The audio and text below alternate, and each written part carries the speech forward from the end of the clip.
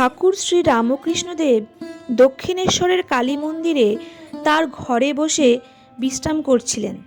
তখন তিনি অসুস্থ ছিলেন। তার গলার অসুখটা তাকে খুবই কষ্ট দিচ্ছিল। সেদিন তার সাথে ছিলেন নরেন্দ্রনাথ পণ্ডিতজি, কাপ্তেন সহ তার অনুরাগী ভক্তবৃন্দ। জয়গোপাল সেন ও ত্রৈলোক্য এসে ঠাকুরকে প্রণাম করে আসন গ্রহণ করলেন। ঠাকুর ত্রৈলোক্যের দিকে তাকিয়ে কথা বলতে শুরু করলেন। ঠাকুর বলতে লাগলেন, অহংকারই বিনাশের কারণ ও ঈশ্বর লাভের একমাত্র বিঘ্ন। এ প্রসঙ্গে ঠাকুর বললেন, অহংকার আছে বলে ঈশ্বর দর্শন হয় না।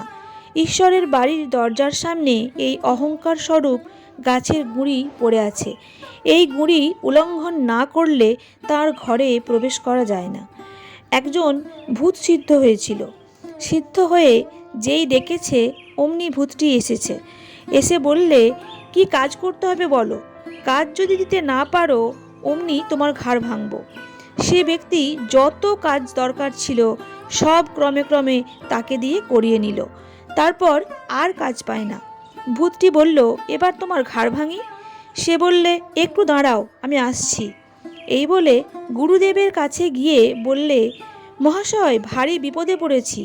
এই বিবরণ, এখন কি করি? গুরু তখন বললেন, তুই এক কর্ম কর, তাকে এই চুলের গাছাটি সোজা করতে বল। ভূত দিনরাত ওই করতে লাগলো। চুলের গাছা কি সোজা হয়? যেমন বাঁকা তেমনই রইল। অহংকারও এই যায় আবার আসে। অহংকার ত্যাগ না করলে ঈশ্বরের কৃপা হয় না। ঠাকুর এই প্রসঙ্গে বলছেন, কর্মের বাড়িতে যদি একজনকে ভাড়ারি করা যায়, যতক্ষণ ভাড়ারে সে থাকে ততক্ষণ কর্তা আসে না। যখন সে নিজে ইচ্ছা করে ভাড়ার ছেড়ে চলে যায়, তখনই কর্তা ঘরে চাবি দেয় ও নিজে ভাড়ারের বন্দোবস্ত করে। নাবালক মানুষ নিজে বিষয় রক্ষা করতে পারে না। রাজা ভার নেন। অহংকার ত্যাগ না করলে ঈশ্বরও সেরকম ভার নেন না। ঠাকুর এ প্রসঙ্গে আরও বললেন, বৈকুণ্ঠে লক্ষ্মীনারায়ণ বসে আছেন। হঠাৎ নারায়ণ উঠে দাঁড়ালেন।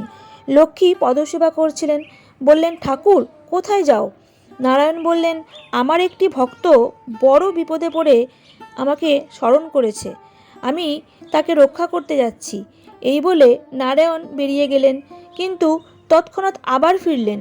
লক্ষ্মী বললেন, ঠাকুর, এত শীঘ্র ফিরলে যে? নারায়ণ হেসে বললেন, ভক্তটি প্রেমে বিহ্বল হয়ে পথে চলে যাচ্ছিল। ধোপারা কাপড় শুকাতে দিচ্ছিল। ভক্তটি মারিয়ে মারিয়ে যাচ্ছিল। দেখে ধোপারা লাঠি নিয়ে তাকে মারতে যাচ্ছিল, তাই আমি তাকে রক্ষা করতে গিয়েছিলাম। তখন আবার লক্ষ্মী বললেন, তাহলে ফিরে এলেন কেন?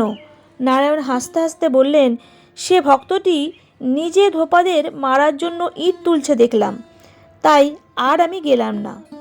নমস্কার বন্ধুরা, আপনারা সকলে খুব ভালো থাকবেন এবং ঠাকুর শ্রী রামকৃষ্ণদেবের এই কথামৃত কেমন লাগলো তা আপনারা কমেন্ট করে অবশ্যই জানাবেন।